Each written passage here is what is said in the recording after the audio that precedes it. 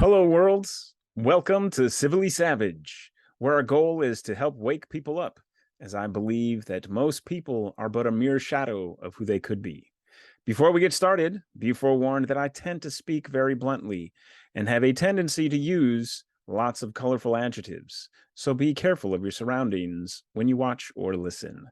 My goal is not to offend, but to empower. But as no one likes the person with the mirror, I'm also very okay with people not liking what I say. So, without further ado, it's time to start trimming the wool and pulling up whatever grown up pants you happen to associate with. It's time to get civilly savage.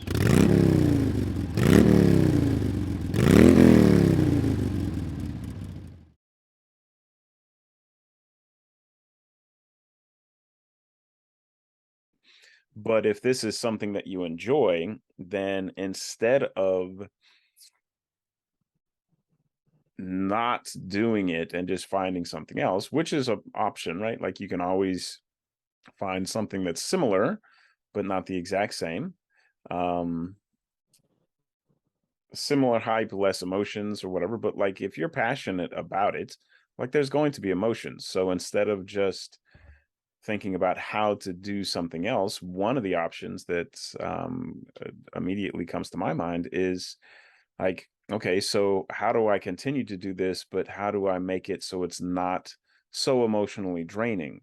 So my initial question was simply, in your past experience, what has or what has not worked in helping you do that? Like, you're going through an entire campaign.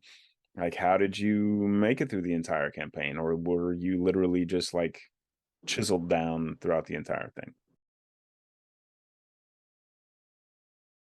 Like, we can always find a way to make a little extra money, but is that sustainable, right? Like, is that something that you can continue to do day in and day out without like either severe mental or physical health issues?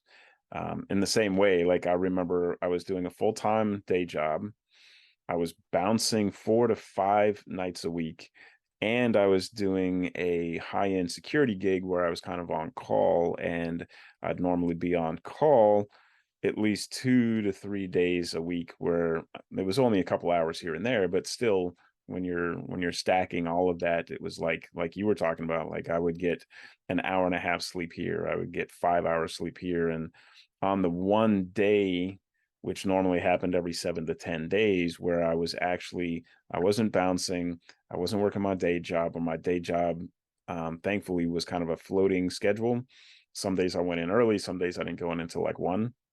But every now Yeah. and then I'd catch that where I could literally get like 5 or 6 hours sleep, and it felt like I was sleeping all day.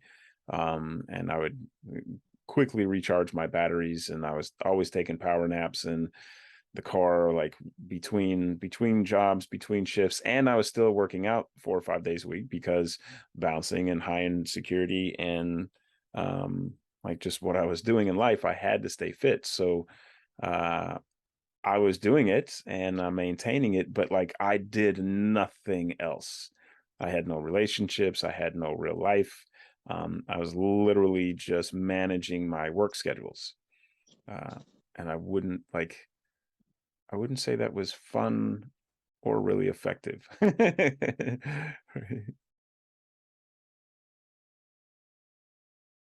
Like, how do you better emotionally regulate, right? Like, how do you make sure that regardless of the setting, that you are a priority, right? Like, how do you make sure that that is simply part of your daily routine, your self-care, your ability to drop stress, your ability to emotionally regulate? How do you make sure that you have the mental capacity to continue to put your mind where you want, continue to down regulate, continue to maintain some sort of inner homeostasis, so regardless of the job, you are good within the job, right? Like in that way, if like whatever industry it is that you choose to be like, yes, this is what I'm doing, um, it doesn't grind you down, regardless, right? Like that way you can truly chase your passions, even if your passions are emotionally difficult or create an emotional roller coaster, like you're prepared for it. Like you be like, hey man, I got this.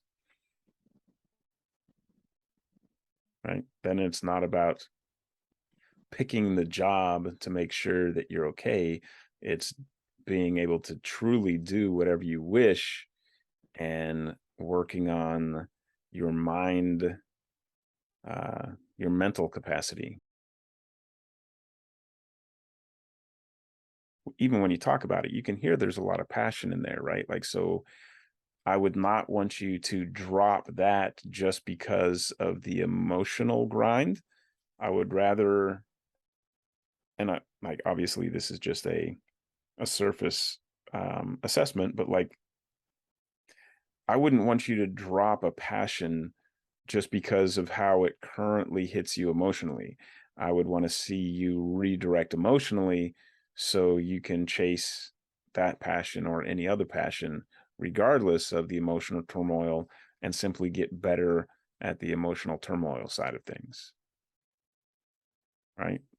Like that whole idea of like, this is only stressful if I say it's stressful. Choose a path based on like your passion, right? Like what do you truly want to do? If everything else emotionally, like if you weren't stressed, what would you do? If it wasn't an emotional grind, what would you do?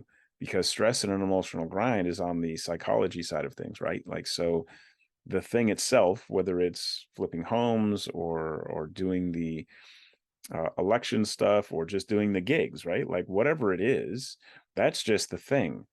Like your repercussion is just that, it's your repercussion. So if you can learn to mitigate, eliminate, re-regulate the emotional repercussion, then now the choice of what you do is truly based on what is going to give your heart a sense of achievement, what is going to create the most fulfillment in your life, without the inner narrative of, yeah, but that's super stressful, yeah, but that, after about 6 months of that, I just want to hide in a cave for a few more months, or like whatever, right? Like that back narrative isn't there if everything across the board emotionally is the same, right? Like if you could look at flipping homes, elections, gigs, if you could see them all the exact same way emotionally, which one would you still do?